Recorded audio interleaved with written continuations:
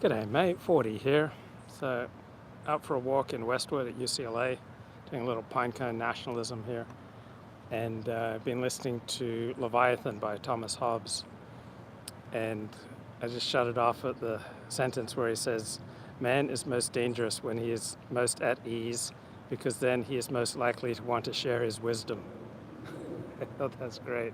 Man is most dangerous when he's most at ease, because that's when he's most likely to want to share his wisdom. So a lot more mask use I'm noticing in Westwood, and by the more intelligent sort. So often you see a lot of mask use by morons, but I'm seeing a lot of mask use by Asians, the most intelligent sort. Pretty dramatic increase, probably like a 100% increase over the past 3 weeks, as California seems set for a COVID surge. Only seen one homeless person in Westwood. Westwood and UCLA are absolutely lush, so no signs of water restriction. So we're in the middle of like our worst drought ever in California, and we're due for restricting water use to just once a week for lawns and outdoors.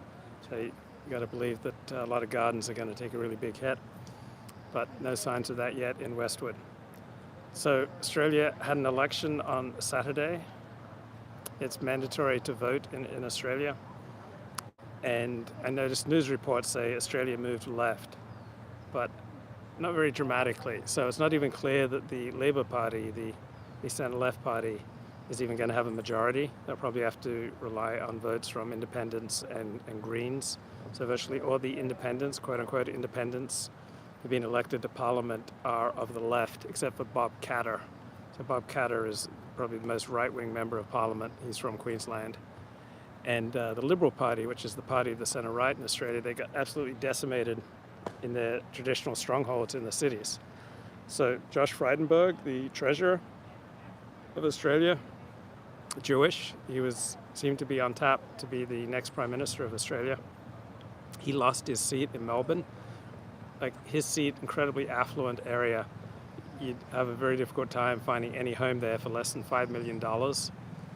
And it looks like he got edged out by an independent. So the left did really well. Whoa, look at this call. I deliver a drone there. So you got a little robot there delivering to Bruin. So Frydenberg, the Australian Treasurer, looks to have lost his seat, which is absolutely stunning because he would seem to be on track to be Australia's next Prime Minister. And lost out to the independents. So the so-called teal independents did really well in Australia, and they were very savvy. They only ran on 3 issues: climate change and essentially government, meaning National Integrity Commission, Anti-Corruption Commission. So they kept their run just on those 3 issues, and they were able to unseat the ruling Liberal Party, which had held these seats forever. Right, these are traditional liberal strongholds, but pretty much all the moderate liberals are gone. So the Australian Liberal Party has lost pretty much all its liberals, and it's now become a real conservative party, and increasingly a party of the working class. And so the rich suburbs in Brisbane, in Sydney, and in Melbourne switch from the centre-right Liberal Party to the independents, who are really parties of the left, but were very savvy in how they presented themselves as just being all about climate change. So the Greens did really well. Labor is heading into power with just like 31% of the overall vote, right? So I know we've had American presidents who've won with what, 43%? I think Clinton in the second term, he won with just 43%. Well, Australia's going to be governed by the Labor Party after they just got 31% of the vote. And Scott Morrison has resigned as the leader of the Conservative coalition. So probably Peter Dutton, a former policeman from Queensland, looks like to be the next leader of the Australian Liberal Party. He's not someone with an excess of charisma. He's just kind of blunt I don't know how he's going to appeal to independents. He probably steer the party in even a more conservative direction. So the Liberals, was that drone I just showed law enforcement? Well, there was a law enforcement officer that went before it, but the drone robot thing said it was there to bring food to Bruins. So I'm here at UCLA, so I'm not exactly sure. But I increasingly hear about food being delivered by drones.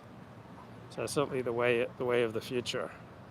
When I came to UCLA in 1988, there was so much construction going on. Like construction everywhere, and now I don't see any construction going on because all those buildings that they were working on in 1988, they're all here. It's just an absolutely magnificent campus, magnificent hospital system. Now, Westwood used to be the center of nightlife in Los Angeles until there was a gang shooting. A member of a gang shot an innocent UCLA student or innocent young woman trying to retaliate against another gang, and they were shooting it out. So that was 1987, and then overnight, nightlife shifted away from Westwood. So when I came here, things were still hopping a little bit at night. So my friends from Northern California like to just hang out in Westwood and watch all the Beamers and the Mercedes and the really flash cars drive by. Because in Northern California, the ethic is that you hide your wealth, but in Southern California, people tend to be much more relaxed about displaying their wealth. So Northern California, and Southern California are like two different countries, like completely different ethic. So Labour Party, the centre-left party, looks like they're going to govern, and it's the first Australian Prime Minister, Anthony Albanese. He's the 31st Australian Prime Minister, but the first one not to have an Anglo-Saxon or Celtic name. So all of the previous 30 Australian Prime Ministers all had Anglo-Saxon or Celtic names. So I've had Americans ask me, why is it that all Australians have names like Smith or Brown or like real Anglo-Saxon names? So Australia is still profoundly influenced by its Anglo-Saxon heritage. It's even more concentrated in Australia than it is in America. Almost all its institutions come from the Anglo-Saxons. And Australia has a parliamentary political system, so virtually nobody in the world has followed the American presidential model, except for perhaps France. That's the one exception, but everyone else follows the parliamentary model. And one advantage of the parliamentary model is that a government can be overthrown. So in the presidential model, supposedly a president should rule for 4 years. But after Watergate, we now have impeachment is used to get rid of a president, which is kind of reminiscent of how parliamentary democracies work, where there can be a vote of no confidence in the government, or there can be what's called a spill in Australian politics, where you've got, say, a party in power, such as the Liberal Party under Malcolm Turnbull in 2015, 2016. It wasn't very effective, and so there was a leadership spill. He survived the first one, and then a few months later there was another one, and he was deposed. Scott Morrison was installed as the leader of the Liberal Party and also as Prime Minister of the country. So that's what you can do in a parliament. You can get a new leader of the party, you can get a new Prime Minister without an election, or you can have a vote of no confidence in the government to force an election. And also governments can choose elections within a certain time period. So in Australia you have to have one at least every 3.5 years.